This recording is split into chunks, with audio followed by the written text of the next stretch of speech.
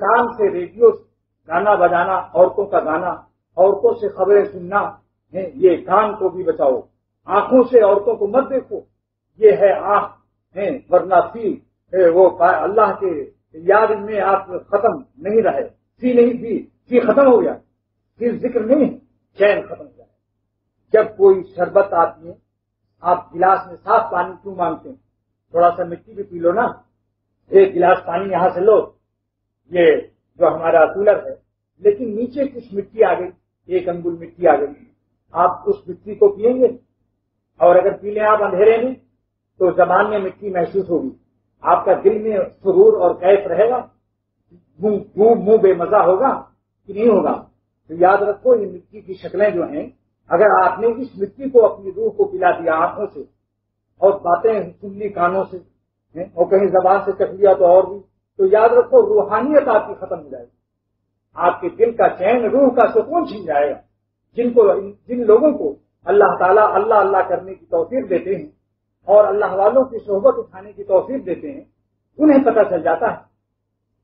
Garage میں وہ لڑکا جو موٹر صاف کرتا ہے، اس میں اگر روشنائی لگا دو اس کی پتلون میں، جس میں موبل آئل اور ڈیزل اور پیٹرول لگا ہوا ہے، اس کو روشنائی اس میں پوری گرا دو، اس کو نہیں پتہ چلے گا، لیکن سفید کرتے پر اگر روشنائی گرا دو تو پتہ چلتا ہے۔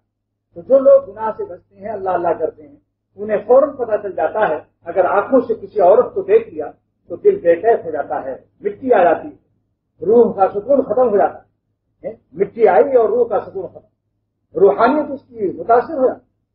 اسی لیے مولانا اسد اللہ صاحب رحمۃ اللہ علیہ فرمایا کرتے تھے، یہ کون ہے؟ میرے شیخ مولانا الحق صاحب کے استاد ہیں، حضرت ثانوی رحمۃ اللہ علیہ کے خلیفہ ہیں، نظائر العلوم میں محدث تھے مولانا اسد اللہ صاحب رحمۃ اللہ علیہ، فرماتے ہیں عشق بتا میں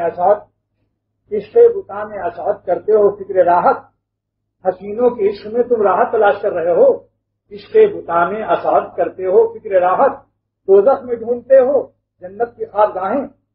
سبحان اللہ، دوزخ میں کوئی جنت کی خوابگاہ آرام گاہ تلاش کرتا ہے، اس سے بڑھ کر کوئی گدھا بیوقوف ہے؟ اور پھر ایسی شکلیں جن کو ہم نے آج سے 20 سال پہلے دیکھا تھا، آج ان کی شکلوں کو دیکھ رہا ہوں، دانت ٹوٹے ہوئے، گال پچکے ہوئے۔ اسی لیے میں کہتا ہوں شکلوں سے دل مت لگاؤ، ورنہ تمہارا جو تاریخ بدل جائے گی۔ وہی سے کہتا ہوں، ادھر جغرافیہ بدلا، ادھر تاریخ بھی بدلی، نہ ان کی ہسٹری باقی نہ میری ہسٹری باقی۔ کسی خاکی پہ مت کر خاک اپنی زندگانی کو، جوانی کر فدا اس پر کہ جس نے دی جوانی کو، مٹی پر اپنی مٹی کو مٹی مت کرو، قیامت کے دن مٹی مثبت مٹی، اور اللہ تعالیٰ کی نافرمانی سے دونوں مٹیوں پر عذاب ہوگا۔ ہاں یاد رکھو، اگر دونوں مٹی راضی ہو گئی گناہ پر، دونوں جسم راضی ہو گئے، تو قیامت کے دن دونوں پر دنیا ہی میں عذاب شروع ہو جاتا، نہ ان کو چین ہے نہ ان کو چین۔